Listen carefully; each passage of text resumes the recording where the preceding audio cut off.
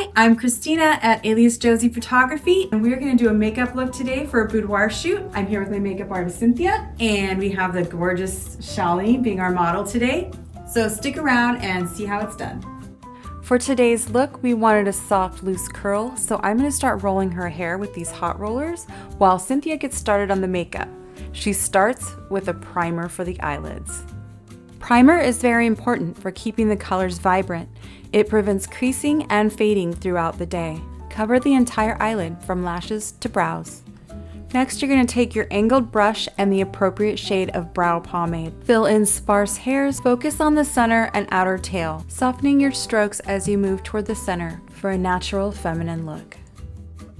Getting back to the shadow, pick a color that is a few shades darker than her skin tone. You're going to fill in the crease of the eyelid. This we call the transitional color. Next, you're going to take an even darker brown and just fill in the corners of the eye. A traditional smoky eye would use black hair. Use the brush from your transitional color and blend the edges, coming in about halfway across the lid. You're going to add a lighter color to the inner half of the lid. Since we're using this shimmery champagne color, we're going to need to use a glitter primer. You're going to apply that from the inner corner of the eyelid out to the center. Grab that lighter color and starting at the corner of the eye, you're going to work your way out just to the center of the eyelid. Today we are doing a shimmer, but you could also use a matte color for this highlight. Next, you're going to take that dark brown color from the edge and blend, blend, blend. Hey Cynthia, what's next? I'm taking black with a small detailing brush to run it across the lash line, and this is just going to help make the lashes look more blended to her natural lashes. Awesome. Speaking of lashes, we're going to grab these guys and add some lash glue. You can be very patient or use a fan to help them dry just till they get tacky. Place them right along the natural lash line, adjust if needed, keep looking down, do not scrunch, squint, or look up until dry. Since we did eyes before foundation, we can now easily wipe away anything that may have fallen down below. Alright, next we're going in with a gel-based primer. You're going to apply a thin layer all over the face and neck, and you're going to let this dry for about 2 minutes. Sometimes with foundation, we do need to mix a couple of colors to get the exact right shade. Again, you're going to apply this all over the face and neck. Use a shade lighter than your foundation as a concealer under the eyes. Use a beauty blender to smooth and remove excess product so it doesn't get cakey. Gently set the foundation with a very soft brush and a pressed powder the same color as the foundation. Use a loose, translucent powder under the eyes to avoid cakiness. We're going to add some color and dimension back in with either a bronzer or a powder that is a few shades darker than the foundation. This should be applied where you would naturally find shadows, such as around the forehead, sides of the nose, the cheekbones, and under the jawline. Adding shadow in the hollows of the cheeks and along the jawline will help slim and define the facial features. Blush is added to the cheekbones just above that bronzer, and then you're going to blend it in. You can use liquid or powder blush. I prefer liquid to keep a nice soft dewy look.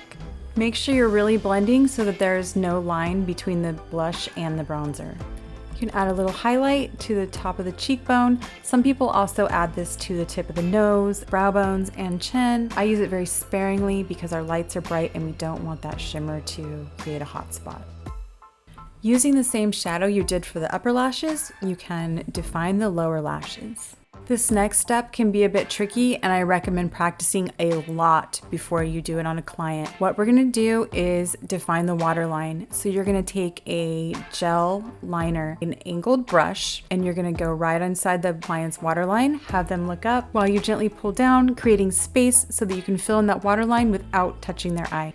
We're going to use mascara and a clean brush to blend the false lashes to her natural lashes and give a little definition to the bottom lashes as well.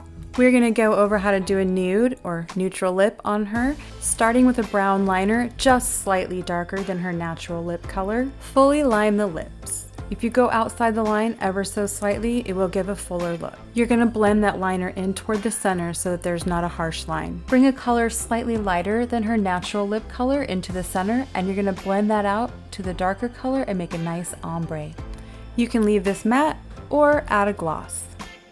You could use mauve for a more neutral look, red for a more pin-up vibe, or have the client bring their favorite color. All right, it's time for finishing spray and a little fan, literally a little fan, and she is just about ready for her boudoir shoot.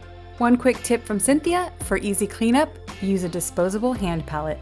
I'm gonna remove the rollers from her hair real quick, and then we are gonna hit the main floor for her boudoir shoot.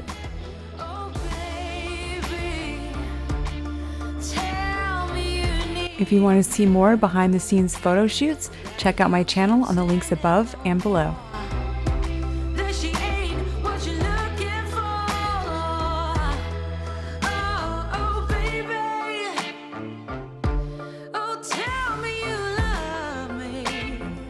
That's a wrap.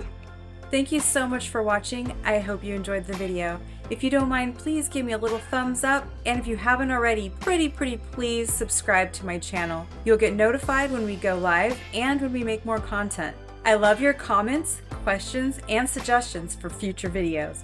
Drop those below.